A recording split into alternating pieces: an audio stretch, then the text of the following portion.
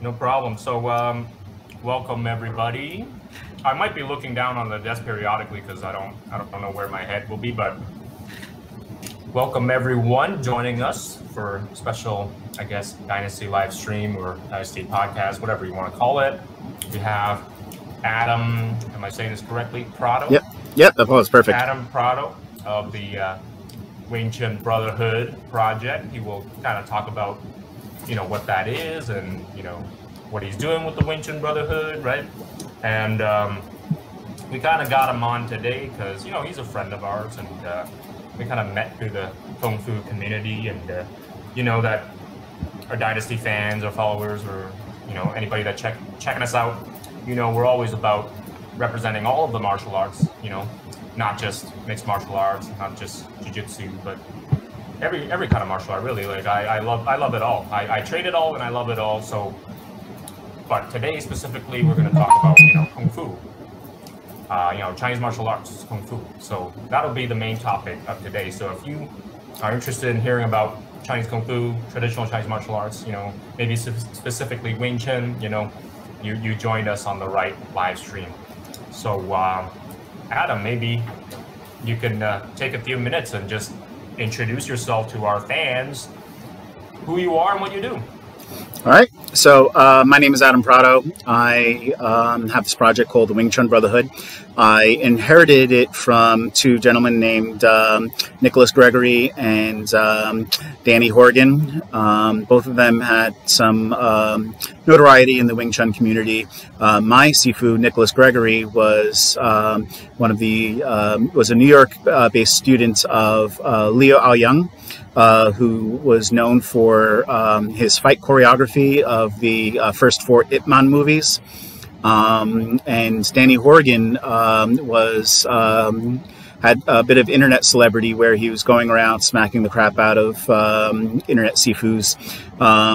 That's how some people interpreted it. I thought it was a good thing, going around showing, an unorthodox style against, more traditional Wing Chun practitioners. He had a pretty good project, so got to see many different instructors, but he had a lot of resistance trying to get in with a lot of schools. A lot of schools just shut their doors, but he noticed with my Sifu, Nicholas Gregory, who's very, very open, and he was like, there should be more openness in the community. So the two of them came up with the Wing Chun Brotherhood as sort of the vision of the group was to just get people to train despite their lineage differences. Danny had, decided to drop out of the project, and Nicholas took it over. And then life got in the way of Nicholas, and he wound up moving back to the UK. So he told me the project was dead unless I wanted to keep it alive. So he gave me the project, and I think I was sort of the right person at the right time to take on the project. I was somewhat new to Wing Chun, and as a student, I was very eager and interested, and decided to keep it going. So with some help from people like Sifu Mark Williams in the New York City area, we started setting up Wing Chun meetups, and the very first one was literally, I think 5 people showed up, but not all at the same time. We had maybe 3 people there at most at any given time. So it was a very humble beginning, but we just kept the field of dreams. If you build it, they will come. We knew that people wanted to get together and train. It was just a matter of getting the word out, showing people that we're doing this, keep getting people interested and motivated. So we just kept doing the meetups. Sometimes it was 3 people, then it became 6 people, then it became 12 people, and I think at the highest we had more than 24 people. And it just shows you that people want to get together and exchange skills, and B, if you just keep at something, you'll go through tumbled beginnings, but if you try long and hard enough, it'll become a success. So that's what the Wing Chun Brotherhood is about. It's about getting people together to train. Okay, so immediately I have some questions because, I'm trying to understand, actually how the Brotherhood works. So it's surprising to me that when you say this to me, it's like, okay, you mean Kung Fu practitioners do not in fact meet up and spar and kind of exchange skills on the regular? Because that happens with other martial arts, so why not Wing Chun then? So I can't speak on behalf of the schools that I'm not a part of. I can only speak on behalf of the schools that show up to this thing. And it's like, you would ask, well, if people are showing up to my thing, how can I say that this exists? But it's mostly anecdotal. There are many schools that I've tried, like when I had to find a new instructor, there was a lot of resistance to accepting me as a new student because I was tainted with somebody else's knowledge. There were some schools where they just weren't interested in outsiders. So I had to find schools that would even consider bringing me in as a student. Number one. Number two, as I mentioned, Danny had this project where his whole goal was to just go to various schools, and but his was different. He had a webcam. He had a camera that was going to record the exchange, and therefore there was a lot of resistance. And people don't want to look bad on the YouTubes, right? So which never makes sense to me, because it's like who out there has perfect technique? Nobody. So he had a lot of resistance. In just welcoming an outsider to their school. Not to mention that not to say that it didn't happen. I mean, he had a lot of internet famous Wing Chun guys. Dominic Izzo, Jin Young, who's a China boxer, who's very well rounded, very well versed. Martial arts practitioner doing BJJ, boxing, and Wing Chun, probably missing 5 other things that he does. We had my own Sifu. He had, I guess, Jim Rosalando and Frank Romero up in the Boston area at the time. So, he did get some acceptance, but I think for every person who said yes, he probably had a number of people who said no. It's well known in the, at least in the, I don't know. Maybe let's pause for a second there and let's break it down what that really means. Let's take a breather for our audiences. Why do you think it is that Kung Fu Sifus, this naturally leads into the topic, right? Why did you think it is that Kung Fu Sifus are reluctant to accept challenges from people, from outsiders, and put it on camera? Why do you think that is? I think it was well documented in the Ip Man film. If you remember what happened, I mean, honestly, what you saw in those movies was probably the only accurate thing, where, the hidden fight scene with Donnie Yen, and who was supposed to be Yun Kei San, I guess, was the character, where they closed the doors and, students had to scramble up to the windows to see the fight. People need to save face. This may be an offensive term, and I apologize to you as an Asian and other Asians out there, but there is a phrase called guarding the rice bowl, right? Protecting the rice bowl. You don't want to affect your source of income. If you do anything that could, damage your source of income, it could financially devastate you. You get beat up in front of your students. Where are your students going to go? We have a very sort of competitive, society where it's like, I not only do, I probably never use this martial art in a fight, but the martial art that I study has to be by the best, most unbeatable Sifu. And it's strange because, when you're studying any sort of major in school, in electrical engineering, you don't look for the most, you don't get taught physics by the guy who landed the Mars space rover on Mars, because frankly, there's not just one person, right? But you don't, like if you study just about any other field, you tend to get students who learn from another student whose entire, course of study was academic, right? But it's not those people that are putting the Mars rover on Mars. It's the people who are inspired to use the knowledge and take it to the highest levels.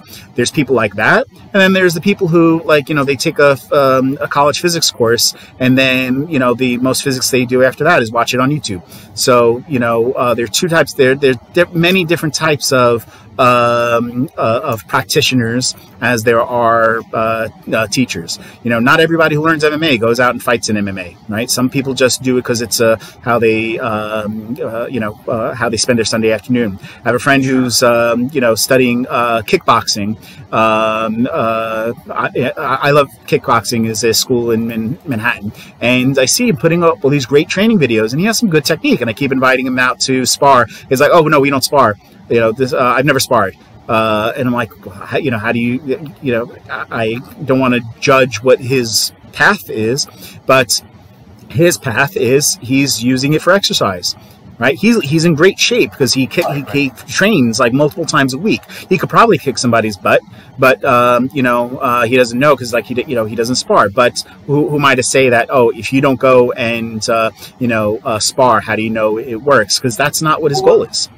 Right. Okay. So we're jumping onto many different topics here. I think you're a bit excited about what you're talking about, so I think you're jumping from one topic to another topic to another topic. I think they all have the common thread. Like you started the question, like why do you think that teachers are less open? And it's because like they just don't they want to save face. They don't want their students to get hurt, or they don't want to get beat up. Let's pace ourselves. Let's break it down on each block so we can focus on one thing and then we'll move on to the next. So teachers, Kung Fu teachers, well, there's probably other teachers from other martial arts styles as well, like, jiu-jitsu, taekwondo, karate, stuff like that. If you go in and challenge them, I'm sure they wouldn't do it in front of all of their students either. So I don't think it's exclusive to just Kung Fu. Maybe jiu-jitsu, it'll be more common where it's like, oh yeah, if you want to come open mat and roll or whatever, sign a waiver, then you will kind of roll in front of other people because you don't really have anything to be afraid of. Whereas I think with something like Kung Fu, as you mentioned, not a lot of people spar, or anybody that does Kung Fu would know this. There's not much sparring going on in Kung Fu styles, whatever, the training, so that it becomes a thing where it's like, okay, I'm just expected to learn from whoever my Sifu is and expect that, okay, he's got the knowledge, but he doesn't necessarily need to prove it. So then when outsiders come in and they do a thing like a challenge, it's not common. It's like, okay, we're going to close the doors and like we're going to have a one-on-one contest, but you can't tell anybody about it, which I think is, it's kind of like half-half. It's like, I think it's like half sort of like legitimate, like, okay, yeah, I do want to protect my business and we don't have to make this public knowledge. It's like, a friendly spar, right?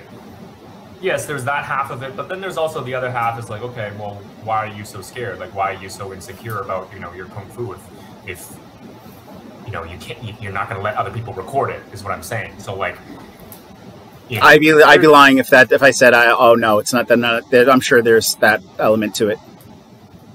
There's people, we're human beings, and there's ego involved in a lot of what we do. So, and for Kung Fu, let's get right into the topic. Then is that for Kung Fu, it seems like there's an overwhelming amount of that, as opposed to like the second reason, as opposed to the first reason. Second reason being like, okay, we don't really spar.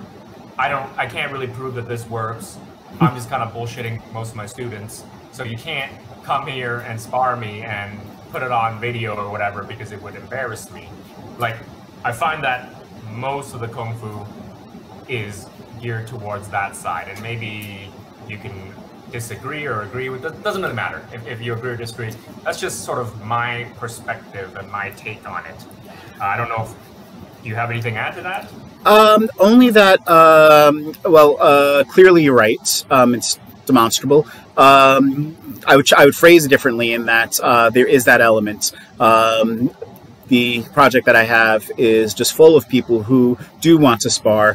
For instance, the Wing Chun MD guys in DC started originally a sparring club in New York City before he moved to DC, and now he's setting up sort of a nationwide network of sparring clubs. And these are Wing Chun guys. So there is also a couple of different, like David Ross has the New York Sanda Club, which encourages people bringing in different martial arts styles to have sparring competitions. Let's talk about Let's talk about that right there. So sparring in Kung Fu, right? This is something that I have thought about in the last several months, during COVID and everything. And, from the Kung Fu sort of atmosphere that I see, and you could correct me if I'm wrong, but like basically 90% of Kung Fu teachers or 90% of Kung Fu schools, don't actually spar. So when they actually do spar, they put on the gloves and the shin guards and whatever, and it just starts looking like whatever, hybrid kickboxing. It starts looking like Sanda, okay? So here's where I have an opinion. Here's where I come in and I'm like, okay, I have a background in a lot of different martial arts already. Karate, Taekwondo, Kung Fu, Jiu-Jitsu, Muay Thai, boxing, whatever. So I'm looking at it from a different perspective, right? And maybe the rest of the followers, audience can hear me out on this one. Kung Fu guys, whatever, right? When you do Kung Fu, doesn't matter what it is, Choi Fat, Wing Chun, Tong Long Kun, Praying Mantis, whatever. And you get together and you spar, and you put on 16-ounce gloves and shin guards and headgear, and then you spar. That is sort of, in my opinion, sort of not exactly doing the Kung Fu that you were practicing already, like from what you're already practicing on a daily basis. You're kind of transferring that into a different expression. It's like, now we're going to fight full contact style. It's going to be kickboxing style with gloves and shin guards. So that makes it a little bit different. Like, from my perspective, it's like, okay, yeah, for people that don't have fight experience, yeah, do that. Obviously, you need to do that, right? You need to know what full contact fighting feels like and looks like, and and that's what it's going to look like. However, if we go deeper and we really, search for the true meaning of, what these Kung Fu styles are meant to do and things like that, then putting them into a Sanda tournament, right? Putting them into a hybrid kickboxing sport model, might not be exactly fair for, the Kung Fu people that are just studying Kung Fu for Kung Fu, if you kind of following me. So the way I look at, let's say, Wing Chun, for example, is like, what are the key, good things that we're supposed to pick up from Wing Chun? It's, Qi Sao, the sticking, right? The close contact, clinch fighting, inside fighting, things like that. And that's gloveless. That's not supposed to have 16-ounce gloves. If you're going to put on boxing gloves, my opinion, if you're going to put on boxing gloves and do Kung Fu, you don't have to do Wing Chun. You don't have to do Choi Fat. You don't have to do Hong Ga. You don't have to do all that other stuff. If your goal is to put on the boxing gloves and go fight Sanda, then just train Sanda. Just train kickboxing. You don't have to train Wing Chun to get there. You know what I'm saying? Like, you're taking a longer path to get there. If your end goal is you're going to spar, you're going to fight full contact, you might as well just do Sanda, right? That's my take on it. But if you're going to do Wing Chun for Wing Chun, then there should be, and this is kind of gets into one of the points that I wanted to talk about today, is like, what you actually need is a regulated Wing Chun specific sport organization where all the rules are the same, all the regulations are the same, all the point scoring systems are the same. And then you sit together and you ask yourself, okay, what is good Wing Chun? How can I keep good Wing Chun principles but turn them into a sport? No, and actually, let's back up. Why should we turn it into a sport in the very beginning? Is because the first thing that we talked about was, people don't spar. People don't, want to show their Kung Fu, stuff like that. So when you don't have a sport outlet for somebody to show their Kung Fu, guess what? They're just going to drop off. They're going to be bored, right? They're going to learn it for a couple of years and they're going to be like, oh, there's nobody for me to, spar with. There's nobody for me to test my Kung Fu with. So then you have this, wild, wild west of the Kung Fu, where it's like anybody can be a Kung Fu practitioner, right? You can say you've done it for 5 years. Some other guy can say they've done it for 8 years. Some guy can say they've done it for 20 years, but you have no idea how good they actually are because none of them actually spar, so they don't know what their level is. My point with this is that if you want to spread Kung Fu, because, you know, Kung Fu is on a decline, let's not kid ourselves. No one really does Kung Fu seriously.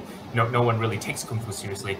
Anybody who has any, you know, athleticism, anybody who has any kind of like goals, higher goals of like doing well in a sport, they wouldn't pick Kung Fu to start with, because it's just the quality level is so low, right? Because it doesn't have, you know, good sports organizations, you know, set up and anything like that. People would just go straight into boxing, or people would just go straight into jiu-jitsu, whatever. It's much more exciting. There's much more competition.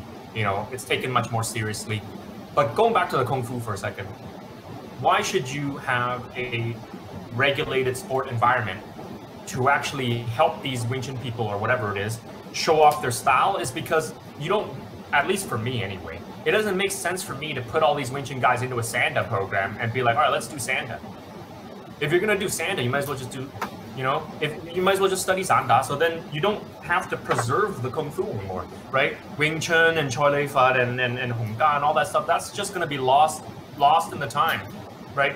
The only use for that at that point is just the forms, and you're practicing it for the art and a little bit of exercise, and that's it, because there's no application to it. Are you following? I know I have.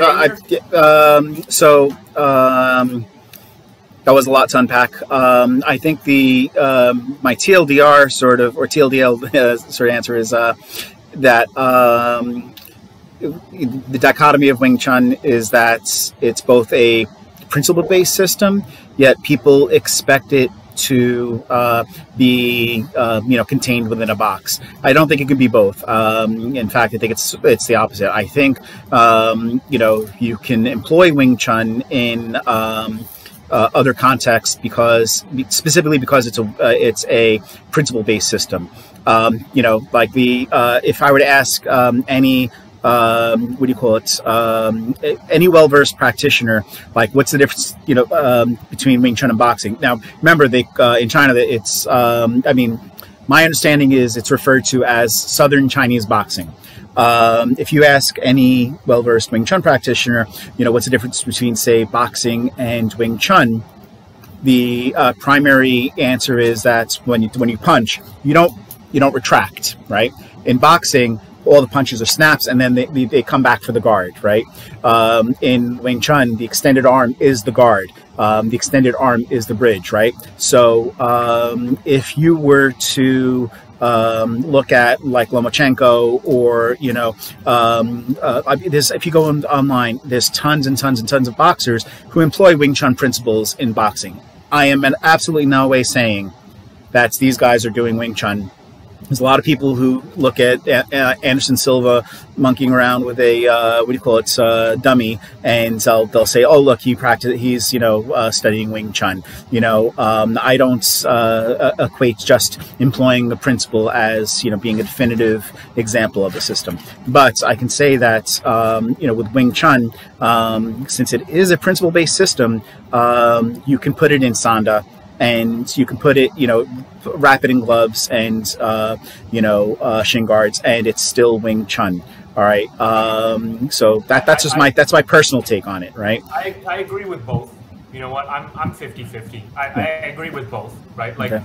If you are a high-level practitioner enough, right? If you're good enough, then it doesn't matter what style you study, right? Then when you express it as an outward expression, then you should be able to deliver what you want out of it. Whether you are a Taekwondo guy, or whether you are a Shaolin guy, or whether, you know what I mean?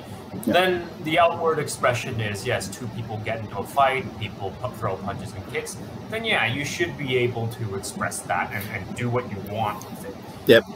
Really quickly about that is that it has to be that way because I think a lot of people think of especially the traditional Chinese martial arts.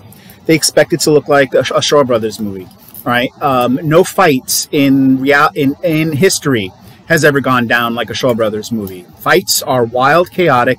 people are swinging, it's it's chaos. And even with what do you call it,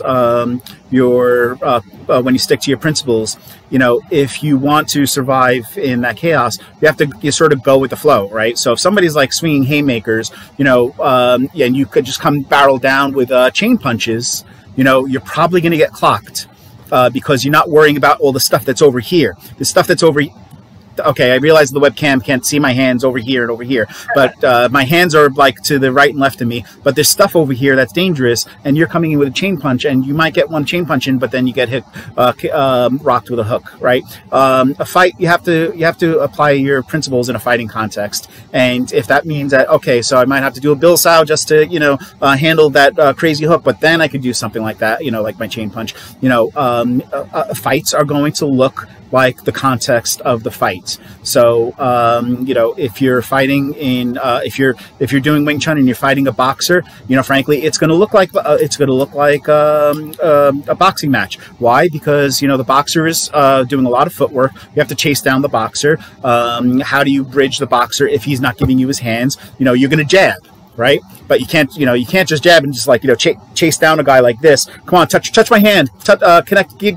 I'm seeking the bridge, chum Q. Right, you can't just do that. Right, so if you look at any good Wing Chun sparring, it's going to look like a boxing match until those brief moments where it's now in a Wing Chun context. Oh, there's a bridge here. So maybe okay, so he gave me his hand and he left it there too long. I'm going to, lop it and then hold, control his hand while I strike, right? I'm going to give you a good example of this, and then we can move on to the second part of your question about this point, the sports part of it.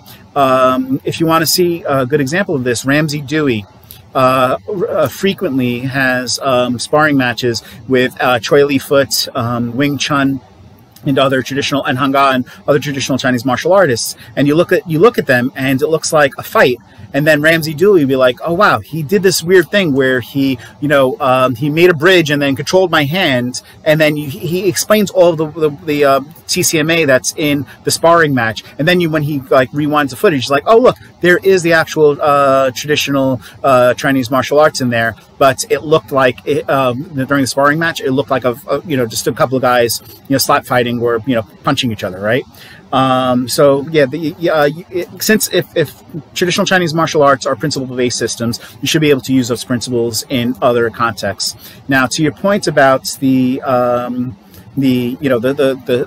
bringing the sports part of it, that's something that's been attempted many times. There is there's at least in New York City, there is a annual martial arts competition that tries to unite karate, TKD, Wing Chun, and a bunch of there's a bunch of the forms, show-offs and stuff, which it's to preserve the heritage and stuff. But there's sparring matches.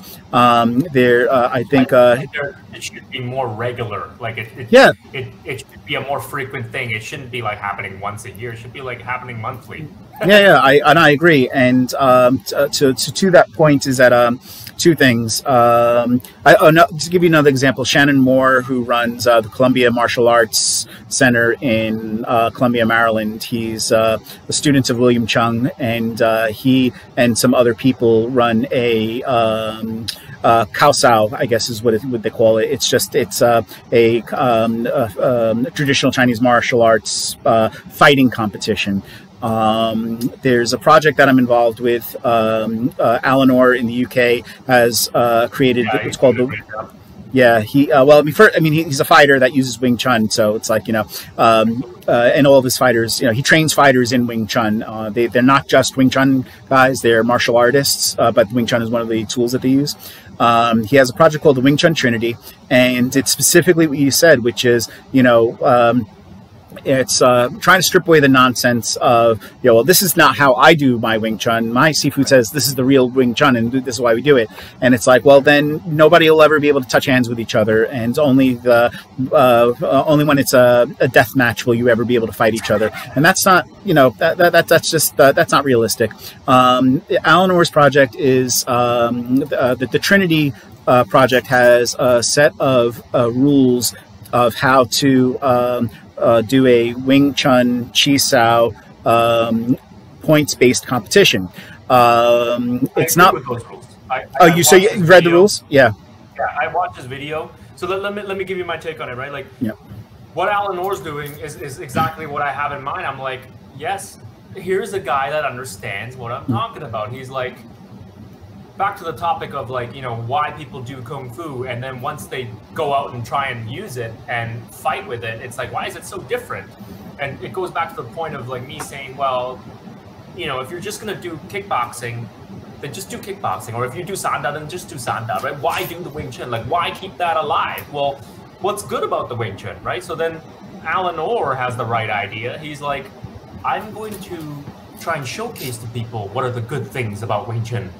Is the trapping and the sticking and the, you know, the sticky hands, right? The clinch fighting range, right? And his rule sets is like, okay, no pot shots, no sniper shots. So if two people are detached from each other and one guy just throws a punch from the outside or one guy throws a kick from the outside, it doesn't count because it's not Wing Chun. That's basically just boxing or kickboxing, right? Yeah, so the points are very constrained into to actually show because like if you just throw like random shots, it doesn't work. But his rules were specifically to encourage multiple strikes, combinations, 3-hit combo strikes from the inside. Exactly. You know, like a kick, block, and a punch, or a click, punch, and then a clinch. Then that would, you know, win the round, or that would win the point. So I think systems like that need to be implemented, not just for Wing Chun, but for all these other traditional Chinese martial arts, because, back to the original topic, they are not going to survive with modern times when other people have better things to do, right? When other people have better sports to get into, right? They're like, you know, families put their children in karate, or families put their kids in taekwondo because, hey, they have something to work towards. You know, they can go to a competition, they can score a couple points, they can win a gold medal, you know, they can get their green belt. You know, it makes them feel good about themselves. It's like an achievement thing. And you need that in modern times in order for people to keep up with it, or else people are not going to do it. The young people don't go and study Kung Fu because it's too boring. It's like, okay, you're going to do this stance, you know, and then you're going to do your forms, you know, for 2 years or whatever it is, right? You're not going to get, you're not ever going to throw a single punch, right? Most young people are just not going to have that patience. They're going to be like, okay, my 3rd month into Kung Fu, I didn't get to punch somebody in the face yet. I'm not going to do this. I'm just going to go do jiu-jitsu or do Muay Thai or something, right? Okay, you're right. It's only like, okay, the older crowd, okay, maybe after 30, after 40, after 50, whatever it is, they don't have that angst in them anymore. You know, they don't have that youthful angst in them anymore. They don't have to prove anything. They're not out there to compete and fight, and they're not trying to get their teeth knocked out. You know, they don't have that in them anymore. So then they want to do something more peaceful. They want to do something more spiritual, more meditative or whatever. Then they come and find the Kung Fu and they're like, oh, this is nice. I can work on my techniques. I can work on my stances. I can work on my forms, and I'm at peace with myself. I don't have to go out there and punch people. And it's just different crowd, you know, will cater to a different interest. I get that. I understand that. That's why we have so many different martial arts, right? You know, if you like dancing, you know, you probably want to do capoeira. Right? Yeah. If you are like hardcore and you want to hurt people, you probably want to do Muay Thai. You probably want to do Kyokushin karate, right? Where you can really kick people's skulls. You know, so I understand that there's going to be different martial arts and different tastes, right? People have different tastes, so they're going to cater to that. They're going to go for what they want. Not to go on a rant, but going back. Is there anything you want to add to that? I don't want to add it because you know it's not much I want to add to that. What I do want to do is take a break, and we do have people who are watching.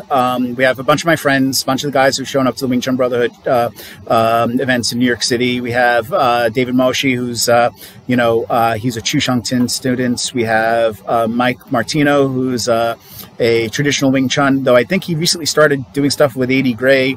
who's an Ip Ching student, and we have Sifu Mark Williams, who's one of the first people who was involved with the Wing Chun Brotherhood project. He was part of the first meetups, so people all out there and saying hi. Couple of disagreements, this is not, we're not solving world peace here. We're just having a discussion. Can you hear me? You pointed to yours. Okay, sorry. Obviously people have differing opinions. I think one of the things that, Mark had said, unfortunately I closed it, was that, it was that martial arts is an old system, and now we're trying to, we're in a modern world. And I think that's where some of the differences of opinion may come about. I could talk about that. Go ahead. I would love to talk about this. And I know there's going to be a lot of Kung Fu guys, right, watching this, right? They're going to be saying, and I love hearing this, by the way, and I don't mean it in a bad way, but I love it when I hear this. You'll get a bunch of Kung Fu guys, they'll come on. Oh, by the way, I want to preface this by saying I love Kung Fu. I love Kung Fu for everything that it is, right? I do Kung Fu. I understand the cultural things behind Kung Fu, the values, the morals, and everything like that. I love all of Kung Fu. I'll just preface that. But I will get into this now. People will say, well, Kung Fu back in the day, hundreds of years ago, whatever it is, oh, it was invented for combat. It was invented to kill. It was invented, as a martial art, as a military martial art. We use it to kill. My answer to that is, hey, that's great. That's great that you do your Kung Fu to kill and everything like that. However, we are now living in the modern times. We're not living in, samurai age, or we're not living in the farmer age where it's like, okay, you got bandits coming into your farm, you need to get your farm tools ready, and you got to kill them. Okay, we're not in that age anymore where we're doing that. That's probably not going to happen, right? 99% of people that are practicing martial arts right now will probably not come across a violent situation in their life. That's just how the numbers goes. If it's like 10 million people that practice Kung Fu, probably not all 10 million people are going to find themselves in a real fight. Probably, the number is probably much lower than that. My point being is, we're in modern times now where people are practicing martial arts mostly for hobby, an interest, exercise, right? And as a sport. So if let me get back to the Kung Fu guys for a second. If your reasoning for Kung Fu, if you're saying like, oh, Kung Fu shouldn't evolve with the modern times, and we shouldn't put on gloves, and we shouldn't put on protective gear and spar and show that our Kung Fu works, because my Kung Fu is too deadly. I'll hit you with one hand and you will die if I hit you with one hand. It's like, okay. Most of that stuff, like most people when they say that, I can't take them seriously, because here's the truth. Here's the reality. Most people that say that cannot produce a video of themselves actually doing something like that with any reliable evidence, right? And we're gonna get into the meat of this, podcast now, is like, I call these people, and with all due respect when I say this, right? With all due respect when I say this, I call these people Kung Fu philosophers, or maybe using the word Kung Fu geeks, maybe, would be the word to use. Is majority of the time you'll get these Kung Fu guys and they say like, oh, my Qigong is way too strong for you. I'll break your arm like this, and I'll jab you in the eye like this. And I'm like, hey, that's cool. That's great. I'm sure you could do it, but can you just show me that you could do it? Do you have some evidence? And 9 times out of 10, it's like, okay, I can't produce any reliable evidence. So you're just gonna have to believe me. And for a modern martial artist such as myself, who also has a traditional martial arts base, I love all of that. Don't get me wrong. I love all the traditional martial arts. I do traditional martial arts. I advocate for traditional martial arts. I advocate for Kung Fu every single day. But when someone says that, I'm like, okay, as a modern martial artist who spars regularly with people from different disciplines, jiu-jitsu, wrestling, boxing, Muay Thai, whatever, Sancho. I'm like, okay, well, you still have to show it. You can't just say that you can do it and I'm just going to believe you. Like, you still have to show it. And then for a lot of these Kung Fu, masters or these Kung Fu guys, whenever they do take a video of themselves and they post it online, unfortunately, it looks really bad. And that's most cases. And I don't want to sugarcoat this, right? And I know I'm going to get a lot of flack for it. I'm going to get a lot of hate for it, but most of the time they'll upload the videos and they're not really showing what they say they can do. And that's a problem. I think there's a disconnect there. So really quickly, so that since you took a pause to breathe, I 99% agree with you, maybe 90, somewhere in the high 90s agree with you. So I invited you, basically you're like my new best friend. I invite you to all the hot new Wing Chun forums. There's always a new one springing up. I invited you to one last night. And one of the places I brought you into was Wing Chun Fighters. It's a Facebook page for those who aren't there. And the sort of prerequisite is that the only people we allow are people who are actively involved in training. No fans, no posts of it, man. It's just people who fight. And, I brought you in there because clearly, you have a fighting background. And the inception of the group... There's a bunch of people in there, I know. So in any event, let me finish. So the whole point of the original group was it was created by somebody named Anthony Iglesias, and his thing was, he was tired of all the Chisao videos. He was tired of all the, people doing the Silam Tao, because Wing Chun is only about the Silam Tao, and he got, was tired of all of the compliance form videos that were out there. So he eventually got tired of internet politics and dropped out, almost deleted the group. But we were like, nope, this is a good group here. Let's, he got the torch passed down to Jason Malik. So Jason took it over, brought me in and some other people as mods, and we're trying to surface just good Wing Chun, and we do allow some Sifus to post there, anyway, it's sort of diluted lately because of COVID-19. There's not a lot of people fighting each other, frankly, in the past 4 months. But, before that, I thought it was, there was a lot of what you were talking about. There was a lot of people actually, actually demonstrating real Wing Chun. And even then, you're going to find the philosophers waxing poetically about, your form, like the Bong Sao's at the wrong angle. Oh, if you did this, I would destroy you. And I'm like, yeah. So this is where I do agree with you, which is like, what? There's a lot of words being talked, but there's also a lot of people showing their action. Talk less, fight more. I did stop speaking to some of the people who were just, constantly just saying words and not putting up any of their own videos.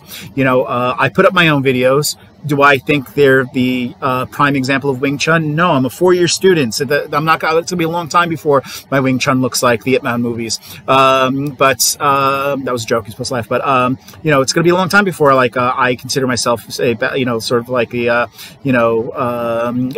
Wing Chun worthy of, demonstration. But at least I'm putting it up there. A lot of the people who were commenting don't put anything up there, and that's to your point. It's like, why go through all the trouble of, saying something is wrong when you could just be showing how you do it right? And there's very little of that. Which is why it all comes full circle. You understand what my point is now with, Kung Fu requiring some sort of a sport body, some sort of a regulatory body. It's not because we don't like the TCMA. It's not like we don't want to keep the traditional part of the, Chinese Kung Fu. It's not because of that. It's because there's too much bullshit. There's too much people going out there saying that, okay, I'm doing the forms and I'm carrying on the traditions, and I've done it for 8 years, and I've done it for 15 years.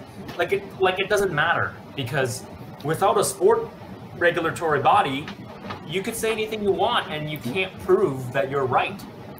Or rather, no one else can prove that you're wrong. So then, and what you just said just answered what David, somebody just said, literally said, if you're going, what criteria are we judging good Wing Chun by? And what you just said is how we would do that. You didn't realize you were answering his question, and you just did. Yeah. So, but somebody also said, I think it's an important point to bring up, and I just lost it. But somebody had also said, you were talking about the teachers and, good Wing Chun and stuff. And somebody said, yeah, but they're old and they sort of lost their skills or something like that. And that's half valid. Look at how old was Ip Man when he was teaching Bruce Lee? He was in his 60s. All right. So where did Bruce Lee get his skill from? Well, the skill was in Bruce Lee. Ip Man didn't say, take Bruce Lee, who was a complete invalid, and all of a sudden became one of the world's greatest martial artists, right? Well, no, I know. I'm not gonna. We're not gonna go into history. The overarching point is that skill is handed down, be it by principles expressed as words and action. So I don't have to tell you that, or it should be, because some people take it to the extreme example where it's like your bong style must be 45-degree angle, right? That's not transferring skills. A good teacher will take a diamond in the rough. The skills are already in there, and then eke them out through training. Okay, so similar to what I said earlier, where a college physics professor may not have landed the Mars rover on the moon, but the guy acquiring the knowledge from this TA assistant, who is probably where he's getting most of his knowledge from, is going to give him the foundation he needs to go and cultivate those skills into something that does something amazing, like create the Bose-Einstein condensate, or send the Voyager spacecraft outside of our galaxy, right? Those physicists get their knowledge from words expressed as principles expressed as words. I don't think the fighting art is any different. Now the thing is, the same way these we had many different machines before we had the Voyager. Like, people have to hone their craft through practice and experimentation, and that's where Chisao, that's where sparring and all that other stuff come into play. That's what sharpens the knives. But until you have that information, it doesn't matter where you're getting that information from. You can get the information from a 60-year-old Ip Man or a 30-year-old Wang Shenglong. Arguably, Wang Shenglong will probably heighten your reaction reflexes more than Ip Man, but the principles come from a 60-year-old gentleman who has the cancer manifesting through its body and can probably only train for a couple hours in a day, right? So even though somebody is losing their ability to lift their leg high enough to kick, they could still teach somebody what that person needs to do and to experiment to hone their skills. Right. I agree with that. So one more thing I want to add before we jump on to the next thing, and anybody that's listening, feel free to hop in with your comments, hop in with your questions, right? And we'll try and get to it.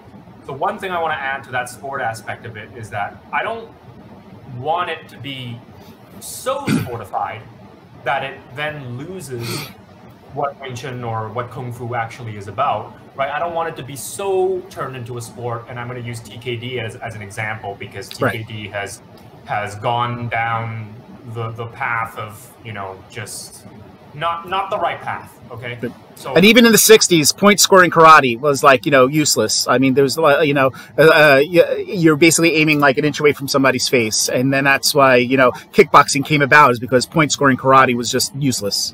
Right, and let me speak on that just a little bit. So, Taekwondo, when it turned into a sport, it still kept the good things about Taekwondo, and it still exemplified and pushed it to the highest, zenith that it could be, which is extremely fast kicks, beautiful, lethal speed, and precision and accuracy with the kicks, right? Now it's gone downhill because they turned the whole sport into an electronic score-based system, so that you no longer have to throw kicks and hurt people with it. You don't have to knock people out with it anymore. you just touch people with your kick, and it counts as an electronic point. So Taekwondo has gone downhill into the dark, into the dark zone. So, and I don't want that to be like, okay, yeah, this is the path that, Wing Chun Kung Fu needs to go down. That's not what I'm saying. Don't sportify it to the point where it no longer has a martial application, where it just becomes a game, right? But at the same time, there needs to be a comfortable middle ground where it's like, you've got people all the way on the left side where that's like, we don't do any sparring at all. So it's make-believe land. It's LARPer land. It's live-action role-playing land. It's like, if I say I'm a Kung Fu master, you believe that I'm a Kung Fu master. Like, seriously, all you guys are just LARPers, live-action role-players, okay? And then you have guys that are all the way on the other end of the extreme. It's like, oh, I'm a TSO champion. Okay, let's look at what your TSO criteria is, right? And then we look at your TSO competition footage, and it's like, oh, you're putting on a helmet, you're putting on 16-ounce gloves, and all you did was jab the guy in the face. That's not TSO. That's just you jabbing a guy in the face, and you happen to be a TSO champion. You understand what I'm saying? So don't go to either of the end of the extreme because both are bad. There needs to be something in the middle where it's like, okay, it's realistic, it's still Wing Chun, it's still no gloves, but you're doing TSO and you're getting the points that you needed to do, and it's good Wing Chun. There needs to be that middle ground, and that's basically what I'm saying. Let's look at some of the comments. Yeah. Here. So I miss. It's sort of an irrelevant point. I might have misinterpreted what somebody saying about the what I interpreted as an old teacher losing his skill, and the other way to interpret that was, the system lost its knowledge. There is probably some of that. When you hand down information, most schools pass down the information as tribal knowledge. Like there's like if you ask any school, maybe the Grandmaster, like William Chung probably has DVDs out there. Benny Meng probably has DVDs out there. Eleanor has DVDs out there. Robert Chu has a book. Some people have books, and some schools have just the knowledge passed down from, Grandmaster to Master to Seafood students. So, it is possible that some of that information just like fell out of the brain. So like there is some of that where knowledge gets lost, and that might have been the other way that to interpret what that person said.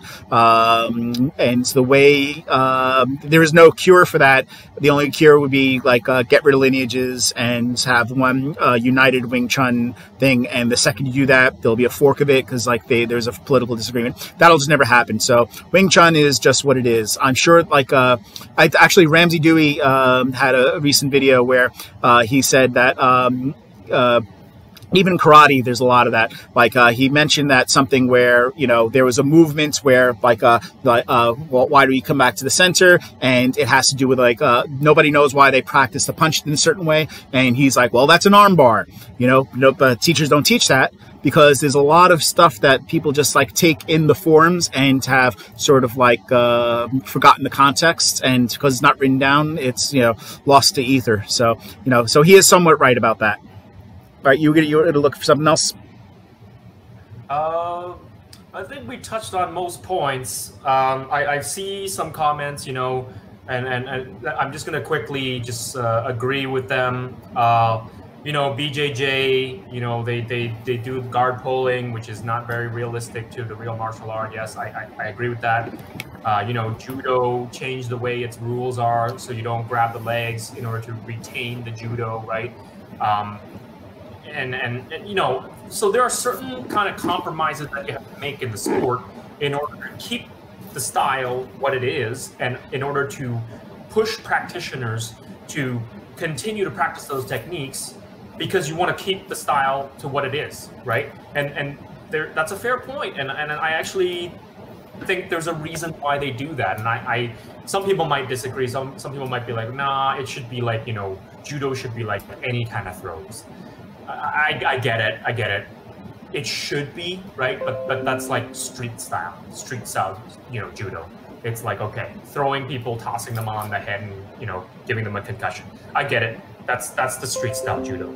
But in order for the judo to flourish, just like in order for the Wing Chun to flourish, you need to be able to set up a certain amount of rules in place that is universally recognized as this is good Wing Chun, and then you stick with it and you protect it in that way. But you just don't want to go all the way into the extreme where it's like, okay, you can't throw head kicks, you can't wrestle, you can't blah blah blah blah. Then okay, then you're practicing something else. But yep. I still argue though that you want to keep Wing Chun separate from Sanda, because I still think if you're gonna do Sanda, just do Sanda. Like if you're gonna do Wing Chun, there should be a sport-specific Wing Chun where you can actually be good at it, and it's not a joke, right? Like it's not some kind of joke where it's like a T-cell competition and you're jabbing the guy in the face with a boxing jab. Like it shouldn't be like that. Yeah, and this is where, if we were talking about it in the forum, I'd be pasting the little taco, El Paso taco commercial where the little girl says, "Why don't we do both?" Because it's like, yeah, you know, there should be a Wing Chun specific thing. Somebody asked you if you did any Trinity rules. I'm going to take a segue and say that my Wing Chun Brotherhood beat-ups, we did do a couple of rounds of the Trinity rules. So I guess when you do your own, you tried it. Good. But like, do Wing Chun at the Chisao meetups, do, you know, Wing Chun sparring at your, you know, Wing Chun sparring meetups, go to sparring meetups, like, the Wing Chun MD, sparring, what's it called? I'm losing it. Sparring labs, not Wing Chun labs, sparring, what's the name of Mike Spate's project? Sparring club. Sorry, I was so bad. Sparring club. Go to the sparring club and try your Wing Chun against JKD and, you know, Taekwondo and Hanga. You know, try your Wing Chun in every context. Don't handcuff yourself to just doing Wing Chun at Wing Chun. Bring your Wing Chun to a Sanda competition, but if what matters to you is that you're expressing your Wing Chun the way it's supposed to be expressed, you know, then stick to your principles. If you start like throwing like, you know, elbow up punches, well, then ask yourself why, you know, what is it about my Wing Chun that I can't, you know, counter somebody in a different system without weakening my own system? Why am I falling into these bad habits that you're supposed to train out of yourself? But take your Wing Chun to all the places and try to make your Wing Chun work in all the contexts.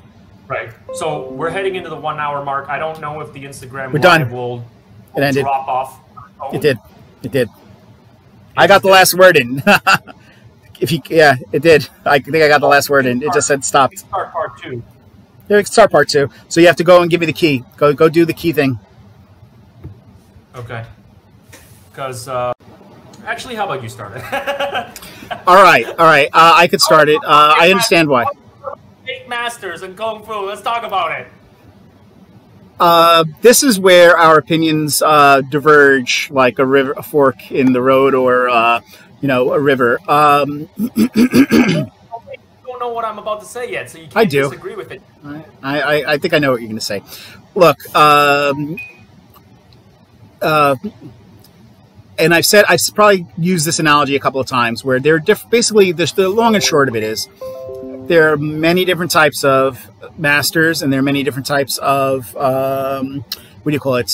practitioners, and the question is what differentiates them from one another, and I guess what differentiates them is what their goals are, and you know, the goals and purpose. Like, what does somebody showing up to class expect to get out of the class? There's the person who who's looking for self-confidence and is just looking to acquire a skill. There's the person who's like overweight and just wants to lose some weight, and then there's the kid who likes to who has too much energy and is trying to tame that sort of unbound energy. And then there's like the fighter who's like trying to fight. Now, even when those people learn the skills, now they know that, let's say every single one of them knows the syllabus and knows the curriculum, right? They know what Wing Chun is, and they know how to teach it, And as a master, it's like, okay, well, this guy is, I'm not going to say which is which, but this guy knows, is very good at articulating a point. So he's somebody I want to make a teacher because he can, propagate the knowledge. And this guy, he has some of it, some of the knowledge. He has all the knowledge, but he's not very necessarily good at, he doesn't have the patience to spend the time that it takes to propagate the knowledge, right? Some of these people become the actual teachers of the system, right? So it's not a given that somebody who has the knowledge well enough to go into a fighting context, not lose their nerve and get the crap kicked out of them. They may not be the best representative of fighting the system, but they have the knowledge that they can then propagate to the next fighter. That person who is not a fighter may be the best person of the group of people that I mentioned earlier that can propagate the knowledge to a fighter who will then better represent the system. And I agree with you halfway. I agree with you halfway. And my answer might surprise you, which is why you might want to listen to my answer first before you agree with it. Go ahead. My answer might surprise you. So I agree with pretty much most of what you said. In the beginning, right? And people, give me crap all the time when I talk about Kung Fu or when I share Kung Fu things, MMA guys and whatever, right? They give me crap too. They're like, oh, this shit doesn't work. Like, why are you, talking about it? Or why are you posting about this or blah, blah, blah. And I always tell them, I'm like, hey, not everybody does martial arts to be, an MMA fighter or a cage fighter or UFC fighter or whatever. Some people are doing it as a hobby. Some people are doing it for the workout. Some people are doing it as an interest in the actual martial art, maybe the historical side, maybe the philosophical side, right? And some people are actually quite serious about it and they want to use it for self-defense, or they use it, in a fight or whatever it is, right? That's quite general. That is not exclusive to Kung Fu. That is any martial art, right? Now, with that said, why is it that and we'll just use Chinese Kung Fu because this is the topic, right? Why is it that with Chinese Kung Fu, the numbers are so much more lopsided? And what I mean by that is, you're supposed to have an even number of people, right? Let's say if 1 million people did Brazilian Jiu-Jitsu. Okay, I'm just going to use BJJ as an example. Just because it's a good example to use. Yep. The most popular example, right? If 1 million people did BJJ and 1 million people did Wing Chun, I'm not going to sit here and lie to myself and be like, hey, you know what? The 1 million people that did Wing Chun the way that it is taught now, the same number of those Wing Chun people will be at the same level as the same number of people that are going to be in Jiu-Jitsu. That's not true. That's just not going to be true. And what I mean by that is, if I take a Wing Chun blue belt, whatever the equivalent of that is, like maybe 1 or 3 years of training in Wing Chun, and I put him in, whatever, in a freestyle, all rules, anything is allowed, self-defense scenario, with a guy that's done BJJ for 1 to 3 years, the average person, right? And I'm talking about if everything was average, right? They're both average people. Yeah, picking randomly, yeah. But picking at random, right? Put them together, okay?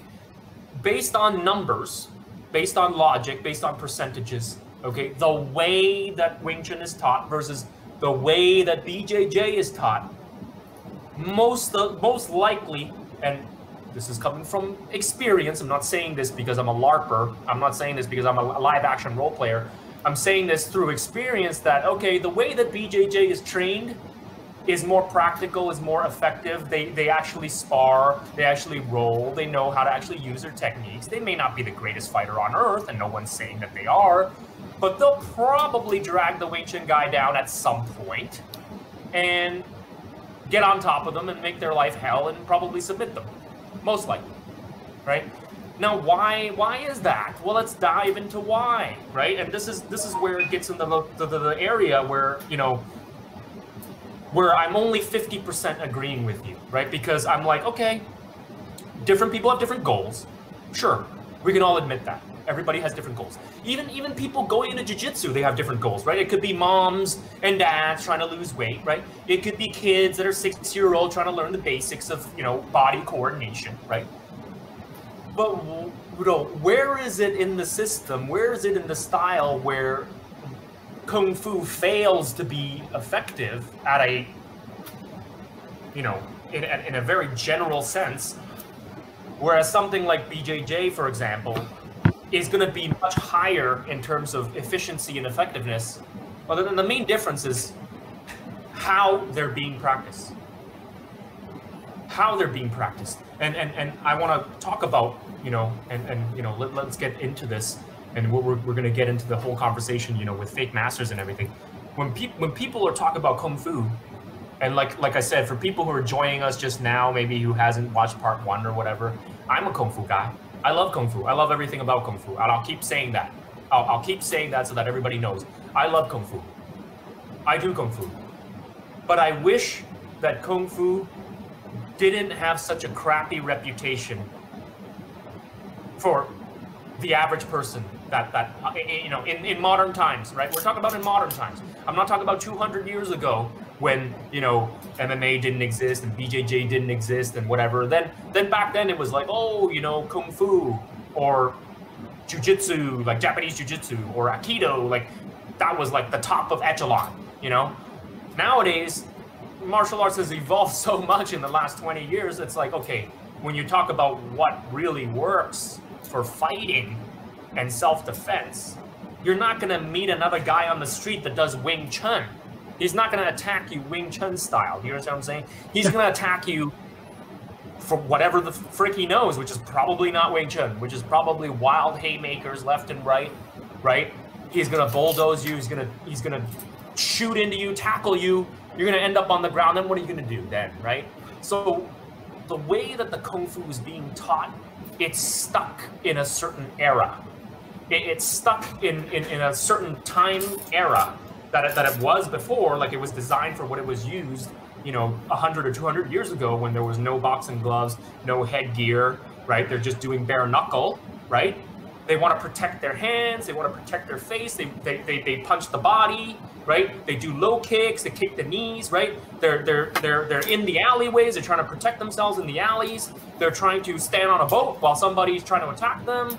You know, there's a specific reason why the Kung Fu style was designed for what it was designed for.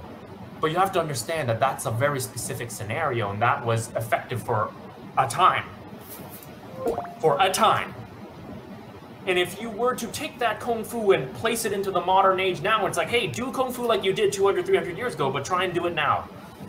Most of the times it just doesn't add up, it just doesn't work, because a lot of people have evolved past that point already. They're like, okay, we don't punch and kick like that anymore. We've got gloves now. We've got mouth guards now. We punch full power. We kick full power.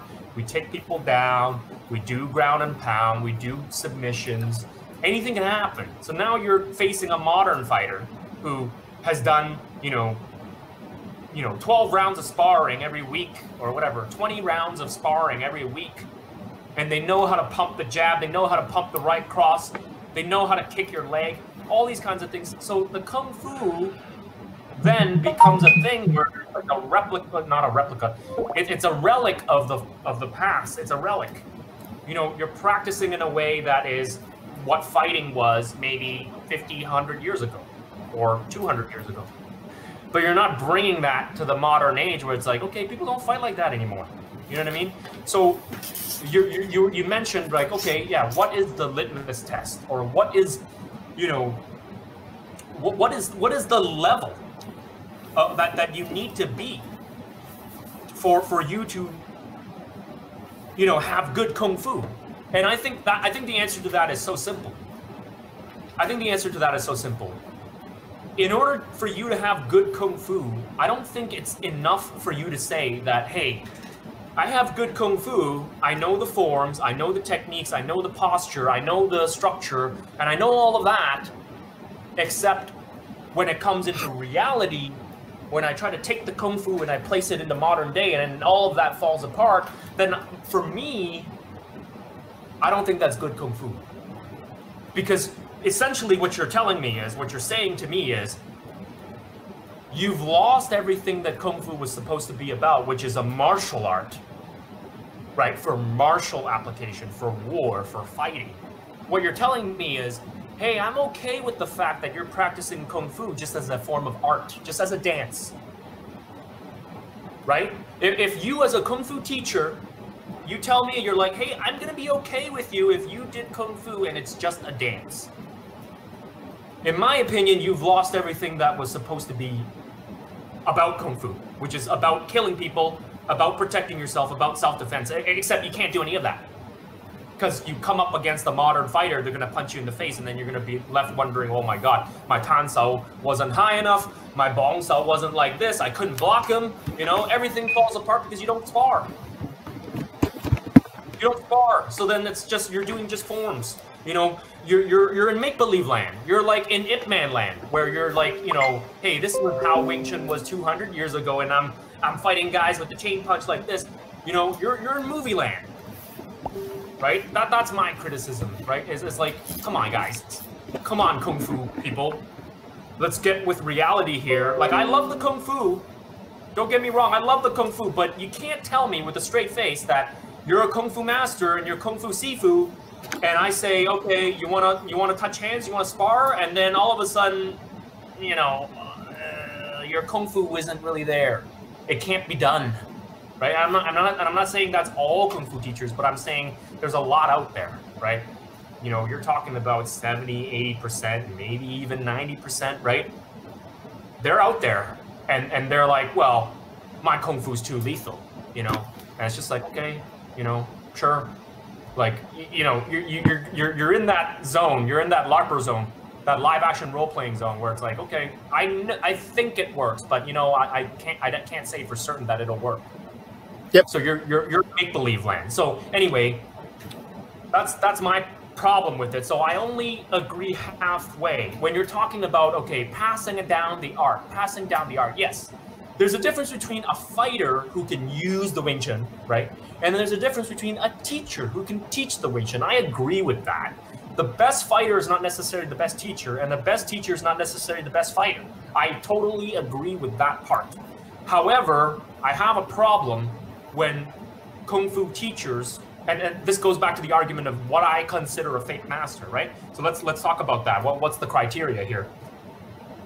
If they put up a sign, or if they put up a, you know, advertising or marketing or whatever it is, they're advertising their Kung Fu, right? And if they say, okay, come exercise, lose weight, learn, you know, the Kung Fu, learn, you know, self-defense, okay, fine, like maybe you could get away with that, okay.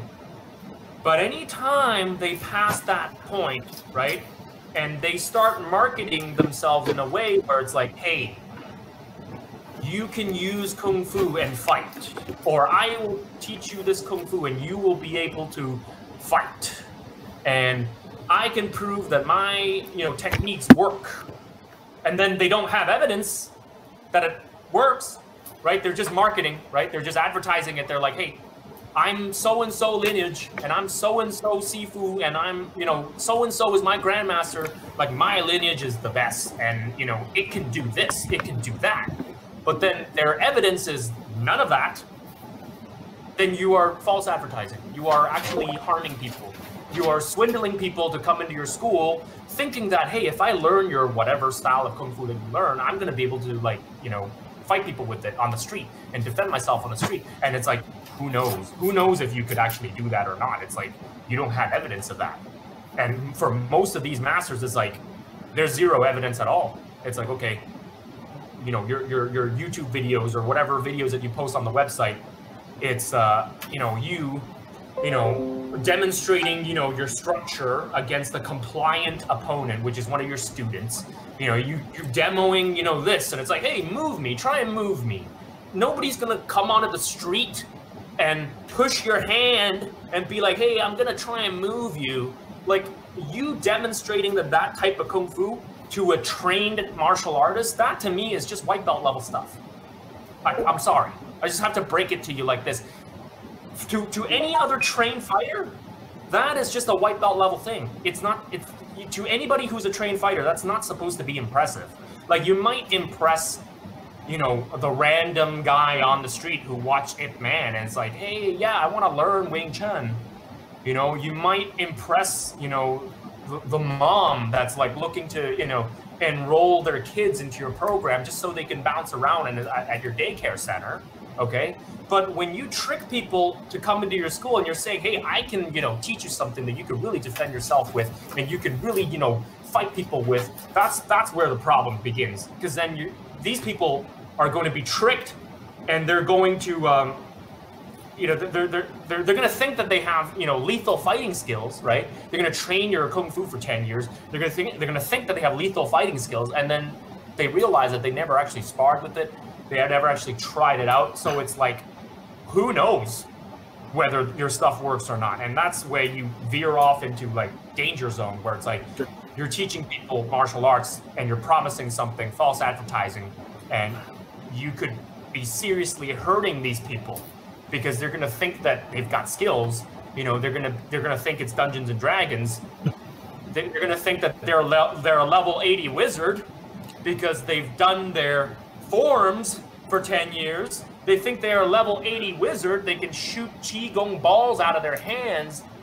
But once they come up into a street fight scenario, level 5 fighter, they realize they are a level 5 grunt. Yeah. That's the end of my rant. Yeah, no, I hear you. Just real. So we're in large agreements. I know there's a difference of opinion between you and I about what we see, though. Like, for instance, there has been some videos where we've recently discussed, and you were like, why is this person even posting this online? And let's not name any names, but, you know, like, we know that we can find any given, you know, Wing Chun instructor putting out a video with somebody without real context, and, you know, people will just, you know, dissect it. The philosophers will say it's trash. The fighters will probably even say it might not be, may or may not be good. But I think the biggest problem is that you know, judging anything that we see online and using that to sort of like solidify your point, a point of view, I think is just, you know, doesn't get anybody anywhere. And that's the reason why people issue challenges and say, come fight with my students, and if you can beat him up, you know, then we'll talk. That's, you know, that's sort of like the end results of those conversations. But I think the better point is that, well, yes, that is really the only way we're going to know if the teacher teaches well and if the fighter fights well, is through, you know, touching hands. And I'm not even saying, like, you know, I'm not going to be the jerk that says, like, you know, it has to be a, you know, a challenge match where, you know, like, you have to sign a contract that if you may die, you know, like we've seen in all the movies. No, I mean, I think, you know, frankly, you can have just a friendly, you know, sparring match and know somebody's level of class, because, like, you know, anybody who's ever actually sparred, you know, knows that you're not trying to kill somebody, you're just trying to test your skills. And if you keep eking up your thing and he has an equal but opposite response, then you can tell, okay, this guy actually knows some stuff. You don't actually have to kill somebody to know whether or not you can kill somebody, you know, frankly. I think the only way to answer a lot of these, like, does this person have the true Wing Chun? Does this person have the skills necessary to survive in a fight? You're not going to get that out of watching videos. I mean, because, like, you know, no matter what the video, the video could be like, you know, what you think is, you know, you may find another video to counter what somebody is saying is a great video. Somebody may say, I have this great video of my Sifu showing how he's the, you know, best representative of Wing Chun. And you could say, no, that's BS. Here, look at this other better video. There's going to be groups aligning themselves on both sides of both videos saying, that's great. And both sides will say, that's trash. All right. That's just a given. I agree with you. I agree with you on a you know, broad spectrum. Yep. You know, you don't really know until you actually train with them or you actually spar with them and stuff like that, right? I will agree on that part, that because everybody has an opinion, right? And everybody thinks they're right. So which is why it goes back to the sport thing. Yes, talking about. Exactly. So if you have a regulated set of rules where it doesn't change, and you go into the sport and you're saying, okay, you know what, I'm going to do this technique, right? And everybody else has never seen this technique before. And if I could make it work, all of a sudden, hey, it's the Hoi Wah Ho lineage, and you better start learning from the Hoi Wah Ho lineage. You know what I'm saying? Yep. But if I do this technique and it doesn't work, right? And these other Wing Chun masters beat me up, and they're like, see, you're just making up some bull crap. Your Wing Chun's not authentic. Then rightfully so, I'm gonna shut the hell up, and I won't bring it up anymore, right? Yep. You know what I mean? Yep. But because there is no proving ground, so it's just like, okay, my Sifu said this, and your Sifu said that, and you know, and it's just, you know, Dungeons and Dragons. It's like, you know, my fireball can beat your ice spell, and you know, this that. It's fantasy land, and I'd like to really just see that, you know, just. Really just let's modernize it, people. Let's, you know, there's a reason why Kung Fu is on a decline, because no one takes it seriously. Let's be honest with ourselves. Let's catch up. Right. So how do we fix it then? Well, you know, the stuff we talked about in the first hour. No, but like there's new people here, so but like that. No, that's a good point. Like, you know, rather than ending on a sour note, that's the way we fix it. We do the Wing Chun meetups, because, like, you know, I'll tell you that the Wing Chun meetups were like some of the more humbling things. Like, I thought I was pretty good until I met some of the guys that come up to the Wing Chun meetups. What do you call it? It's the sparring club. I thought, you know, oh, I can. I'm a big guy. I could take a hit, and then I realized, oh, you know what? Some people hit harder than I expected. You know, so the sparring, you know, meetups will help fix that. The Trinity project and the Trinity rule sets is another way of doing it. The Columbia Martial Arts competition, the what do you call it? The Khao Sao, I guess it's called. There's I think somebody on one of those the Wing Chun forums started listing other competition-oriented things. So I guess I really think that, you know, what we need, the way we fix it, is to get schools to stop closing their doors and start opening themselves up to meeting other practitioners, because, you know, they're scared. Well, that's what I'm saying. Yeah, they're scared. Yeah, because most of them are fake, is what I'm saying. And people are gonna get mad when I say this, but like, I'm just trying to tell the truth here. I'm not. I would say many. I would say there's. I think I like the word many more than most, because like people will look at me and get angry because, like, oh, who does this guy think he is? Does he think he's the messiah of Kung Fu? Does he think he is Shu Xiaodong or something like that? I'm like, come on, man. Don't put any labels on me. That's not fair. Yep. I just happen to be one of those guys that's like looking at it. I'm like, hey, come on, guys. Let's be honest here. Let's be truthful about ourselves. How good really is your Kung Fu? Nobody knows. You know what I mean? Right. You could be really good. You could actually be really good, and I would love to be able to spar with you, and I'd love to be able to learn off of you, right? But until these open door meetups and stuff like that happen, you know, nothing's going to change, right? Nothing's going to progress, right? Yep. So, yeah, and a lot of Kung Fu people are probably going to look at me like I'm the villain or something like that. But, you know, that's really what it is, you know? How's the live stream doing? I don't see it on the phone. Yep. It looks good to me. Okay. So somebody mentioned that, you know, we can't fully regulate all of Wing Chun, and I don't think that's even the point. It's like, you know, again, we don't have to go through extremes. Like, you know, the extreme is that every school is closed and nobody touches hands with anybody, and they work in their own close pockets. And the other thing is like a fully, you know, unified Wing Chun system where, you know, every form and every hand expression, you know, comes out of a page in a book, and that's not going to happen. He's right, that's not going to happen, but it doesn't need to happen. You don't need to have a fully regulated Wing Chun system for that to happen. My desktop audio. Oh, good. Oh, you were talking. Okay, fine. Let me add to that. Let me add to that. Okay, so so for the MMA guys and the BJJ guys that are listening to this, I know they're thinking this because I'm thinking the same thing. Okay, when people say things like, well, there's too many Wing Chun styles, you can't regulate all the rules, you can't put them all into the same room and get them to fight, I will have to disagree because why? I'll tell you why. In Muay Thai or in Jiu-Jitsu, it doesn't matter what Muay Thai you do, it doesn't matter what Jiu-Jitsu you do, okay? You could be doing 10th Planet Jiu-Jitsu. You could be doing Gracie Baja Jiu-Jitsu.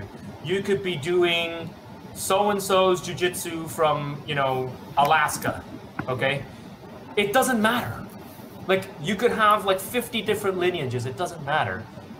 When they go into the IBJJF or when they go into the whatever the second organization is, I don't know off the top of my head.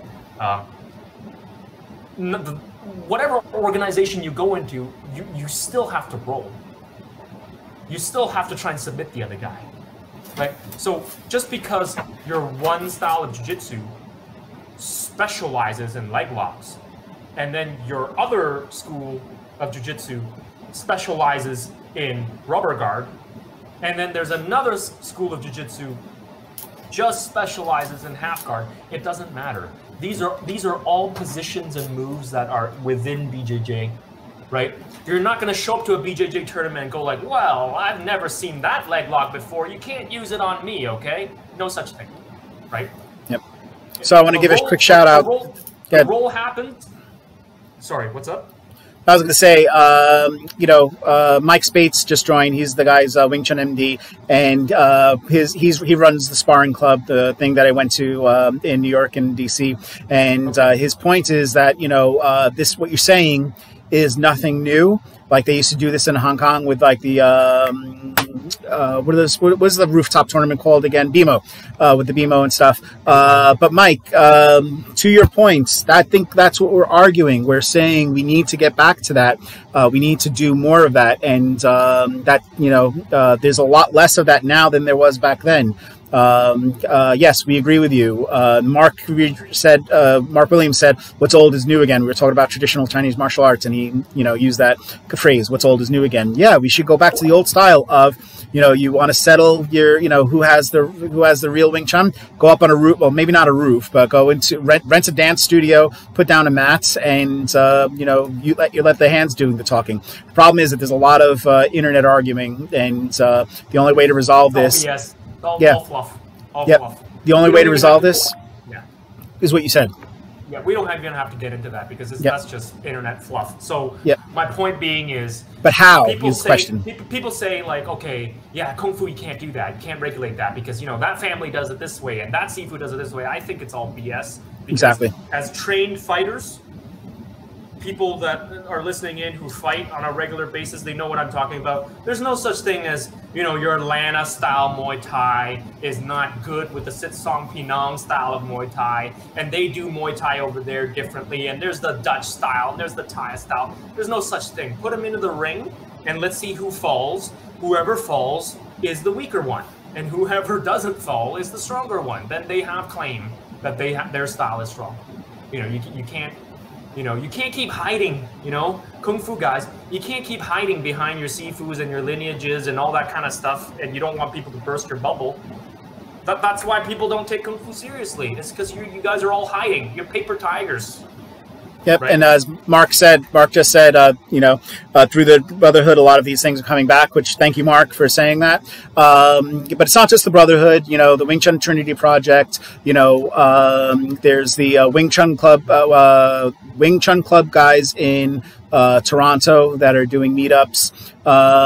You know, there's people all across the country who are now starting to do more of the meetups because, you know, like the younger generation of Wing Chun guys are really interested in actually exchanging skills. They're not like interested in like, can I beat up my Sidai? You know, oh wow, look, I was able to hit my Sihing finally. You know, that's not where you grow. You grow through like, you know, okay, well, here's the system I inherited from my Sifu. Let me see what happens when I touch hands with another school. Holy crap, some of that stuff really did work, but there was this one thing that I couldn't handle.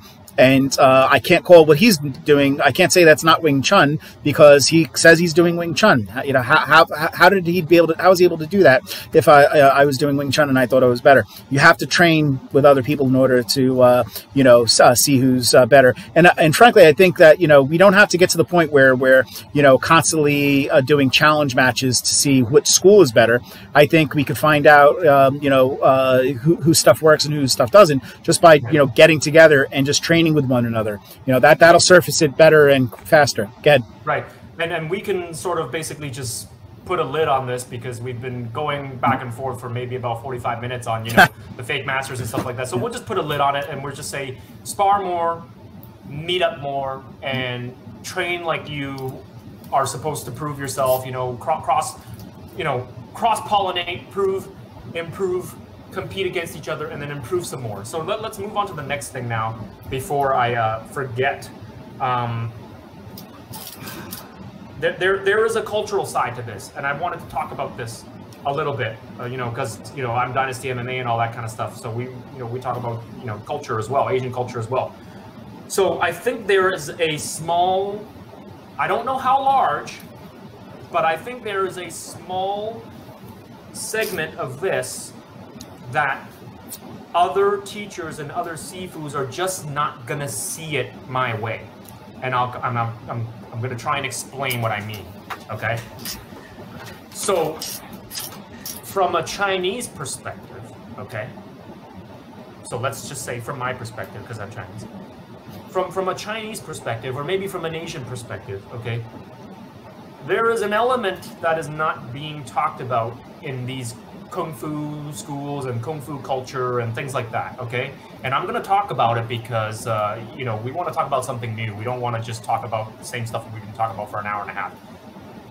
Is the cultural and the heritage side about it, okay? So, as a Chinese person, or as an Asian person, when I see Kung Fu, which is inherently a Chinese martial art, right? Like Chinese, traditional Chinese martial arts we're talking about, right? When I see Kung Fu in the state that it is, maybe I have a different take on it from someone who's not Chinese, right? And I'll share with you what I mean by that. When I see it at the state that it is, which is obviously, you know, not very good, right? People make fun of Chinese Kung Fu and stuff like that, and, you know, it doesn't work, and it's not really proven in the cage, that kind of thing, all that kind of stuff, right? And, you know, you'll get comments, like, even from people who are inboxing me right now, they're sending me, you know, private messages, right? They're taking jabs, right? They're like, hey, why does every Wing Chun practitioner look like an overweight, like, video game player? You know what I mean? You know, you'll get comments like that, right? And it, you know, again, let's going back to the cultural side of it, going back to the heritage side of it. If you're not Chinese and you do, you know, Chinese martial arts and you do Kung Fu, your connection with it may or may not be as deep as, say, someone who is Chinese and they're doing Chinese Kung Fu. And I'll try and, you know, explain what I mean. So I'll just use my personal example, okay? If I do karate, and I'm not Japanese, but I'm doing karate. I learn karate. I have a good relationship with my sensei, whatever it is, okay? Maybe I've traveled to Japan and I studied karate. Unless I've made up my mind, right? Unless I'm like, hey, you know what? I want to pass on the karate. As a Chinese person, I want to pass on the Japanese karate. Even though I'm not Japanese, or whatever. I could be white, whatever, black, whatever. It doesn't matter, right? Unless I made up my mind that I'm like, hey, I'm going to pass on this lineage of Japanese karate. I'm going to make it proud. Unless I decided to do that, I don't really have a connection to the karate that I need to have, right? I'm just a practitioner, right? So I'll practice karate for however long you know, I'll practice it for, right? 2 years, 4 years, 5 years. Maybe I'll practice for 15 years. Who knows, right? But once I leave the karate is no longer part of my identity.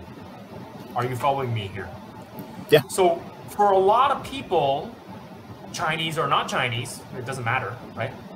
For a lot of people, when they do Kung Fu, they may choose that, okay, I'm going to do Kung Fu, but, you know, eventually I'll fall out of it. You know, I won't do Kung Fu anymore. It's not part of my identity. I don't need to care about it. I don't need to care whether Kung Fu is going to continue on, or if it's going to die off, or if it's seen as a joke, or if it's not seen as a joke. I'm going to take what I can from Kung Fu, use it to benefit myself, or maybe benefit some other people around me. I'm going to enjoy Kung Fu for what it is, and then eventually when I die, I'm going to leave it alone. Right? Now, there's that aspect of it, right? Now, from a Chinese aspect, okay? just from my own perspective as a Chinese person, and, you know, me coming out and having Dynasty MMA as a brand and stuff like that, blah, blah, blah. I look at it from a deeper perspective. I look at it from a cultural side and a heritage side. I'm like, okay, if everybody that, and I want to use the word everybody, but if most people that do Kung Fu today think that this level of Kung Fu is acceptable, you know, even though we're getting beat down by anybody else who doesn't do Kung Fu, we're getting laughed at by anybody who doesn't do Kung Fu. If everybody who does Kung Fu, the supposed paragons of Kung Fu, the supposed masters of Kung Fu, are only at this level, at the blue belt level or at the purple belt level, but they are no longer at the black belt level, they're not at the pinnacle of what that needs to be, then me as a Chinese person, when I see that happen, it kind of is like, like, uh-oh, what's going to happen to the future of Kung Fu, right? Let's think about it in another perspective, okay? Let's say if I was a brown person, okay, and yoga is extremely popular throughout the world. Yoga, okay? And I'm sure there's many lineages of yoga, there's many practices of yoga, right? But let's say if I was a brown person and I looked at yoga and I'm like, hey, yoga is no longer yoga. Yoga has become this thing that is not yoga anymore, right? And if I have children in the future, and there are also going to be brown children or whatever, right? And they want to go back and they want to look at a piece of their cultural, you know, history, and they want to look at, you know, their cultural heritage and how it has evolved through the times, and they're like, hey, you know, I want to learn authentic yoga, but apparently I can't learn it anymore because everybody who's passed down yoga has watered it down to a state where it's no longer yoga, right? So, and the fault goes for everybody. It's not just about, okay, Chinese sifus and non-Chinese sifus. They all do it. They're all part of it, right? They're all equally, like, in on it. They're all equally, you know, doing a bad job. For the most part. For the most part, I'm saying in general. I know there are good guys out there, right? And I want to bring up those names that are, you know, people that are doing a good job. Guys like Alan Orr, right? Mark Phillips, Emin Bostepi, probably saying his name wrong. Chris Collins, Wang Zipeng from Beijing, right? And I'm sure there's you know, a bunch of other sifus around the world who have legit skills and are doing Kung Fu right? But however, the optics of Kung Fu, the people that are watching the optics of Kung Fu, the true representators of Kung Fu, the ones with the loudest representation and the ones with the loudest voices are predominantly the bad stuff from Kung Fu, okay? It's not the good ones, okay? The good guys that do Kung Fu correctly don't get any of the visible shine. It's you know, it's not there. It doesn't exist in the ecosystem of martial arts. It doesn't exist in people's consciousness. When they watch Kung Fu and they look at Kung Fu, it's always people posting videos of Kung Fu guys getting knocked out, Kung Fu guys, you know, getting splattered, like this, that, this, that. And if the optics of the martial art is not very good and most of the optics are bad, then you know what? There's a problem.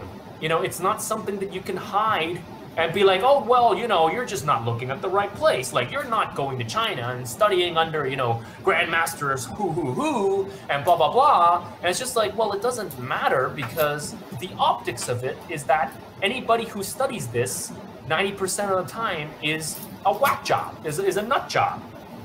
So people aren't going to care whether, hey, I'm going to find that real Sifu who is, you know, hiding somewhere in an apartment in Hong Kong. Like people are not going to do that.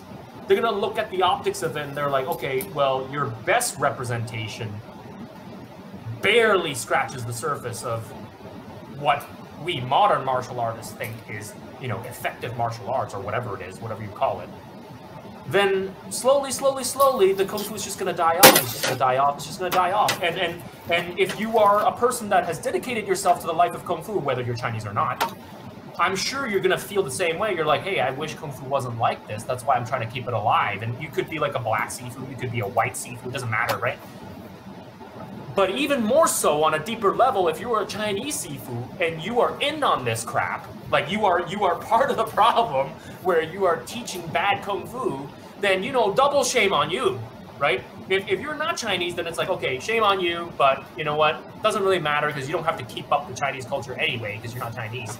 But if you are Chinese and you're in on it, you're in on the scam, then double shame on you because holy shit, what are you trying to do to the Chinese culture? That's very compelling. You know, I meant to make sure the recording was still good.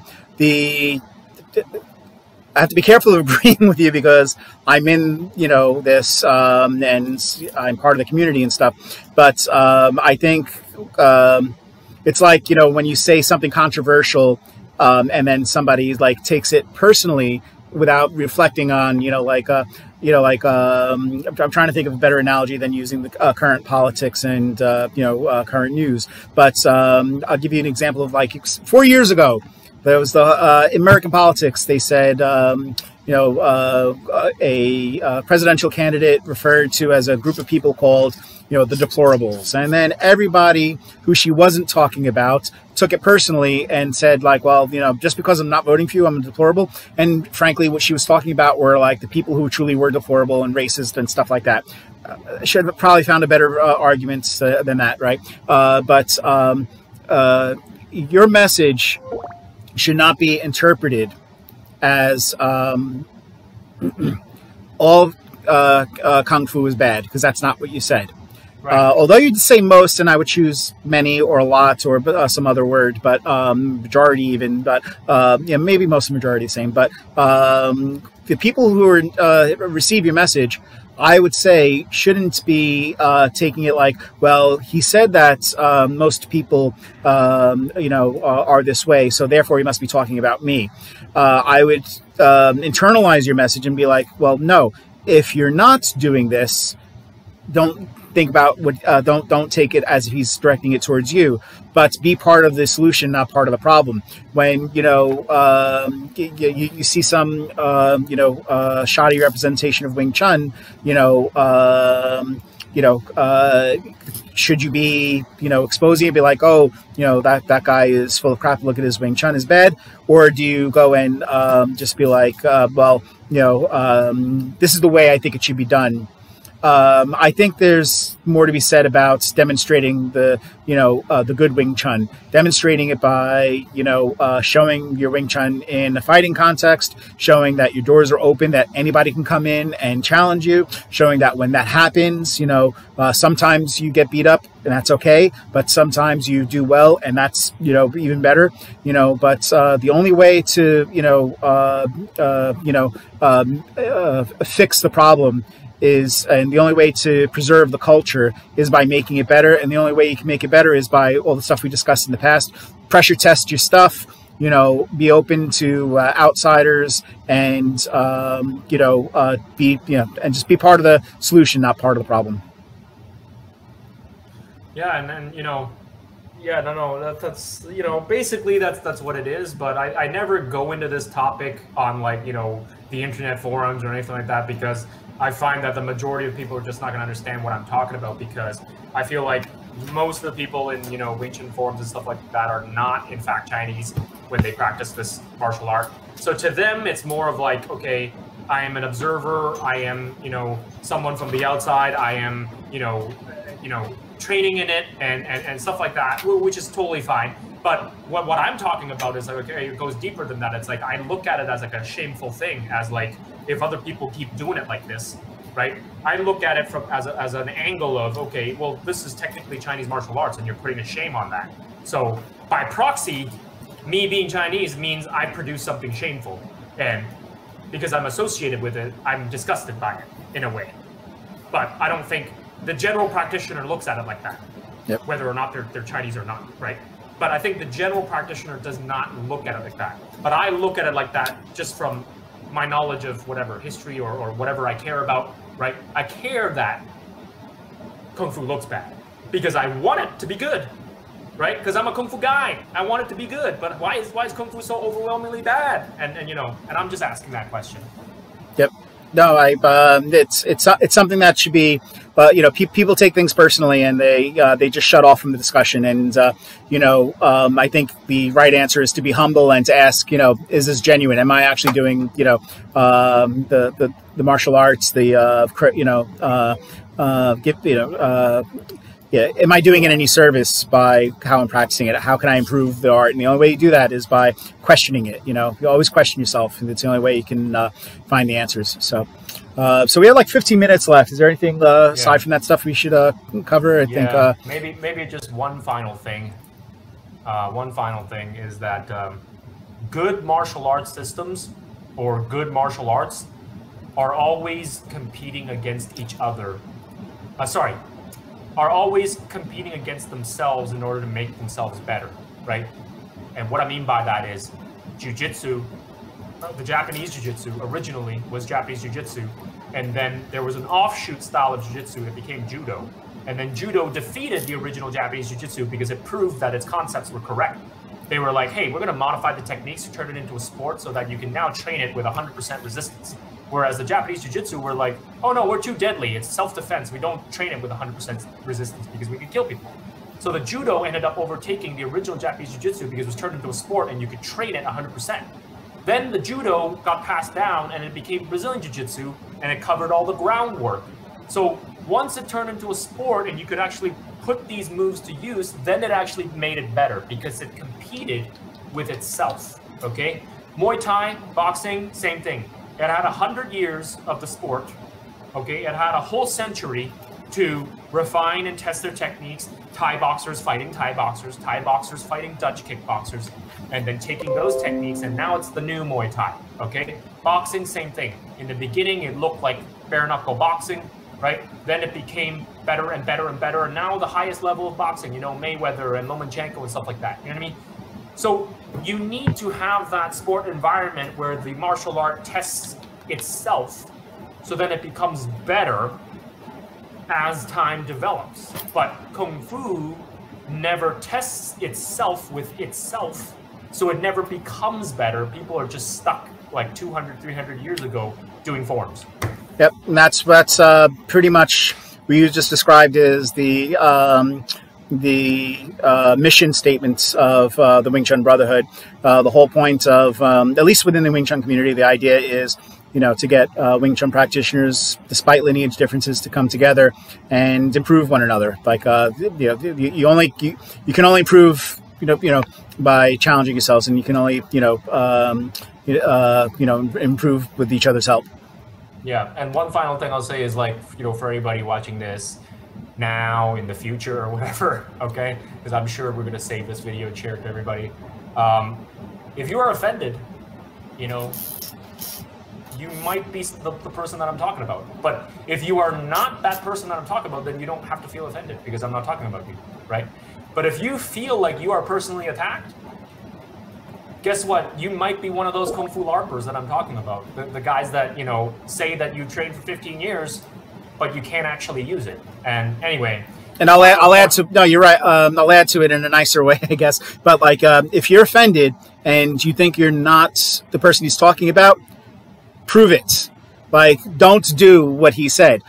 Somebody comes and says, I want to see if my skills work in your school. Don't shut them out. You don't, I bring my Wing Chun Brotherhood project to your city, and there's an open Wing Chun meetup, and I get in touch with one of your students, and you say, no, don't go to that because they may hurt you or something like that. That has never happened at one of my events, but, don't close your doors. Don't seclude yourself, and be more open. Don't be part of the problem. Be part of the solution.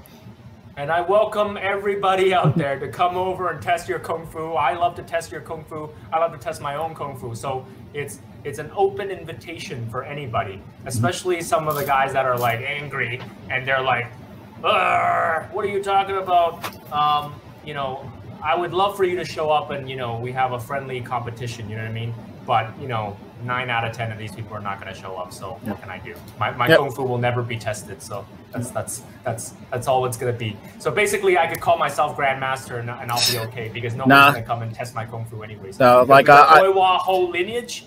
It would be the Hoi Wah Ho lineage. and it's starting today, and nobody can say that I don't know anything because nobody comes and tests each other's Kung Fu ideas. Well, then I officially challenge you. I'll book my flight to Ontario at Markham, and I'll bring some friends, and we'll put it online and show people that this is how it's done. So, all right. I accept everyone. Yep. Awesome. Okay. Thanks for your time, Adam. Thank you. Thank you for helping me set this up. This is awesome. All right, and thanks to everybody who came in, joined the chat, gave us some interesting feedback, gave some good questions, and this is a good success, a good first shot. Thank you very much, guys.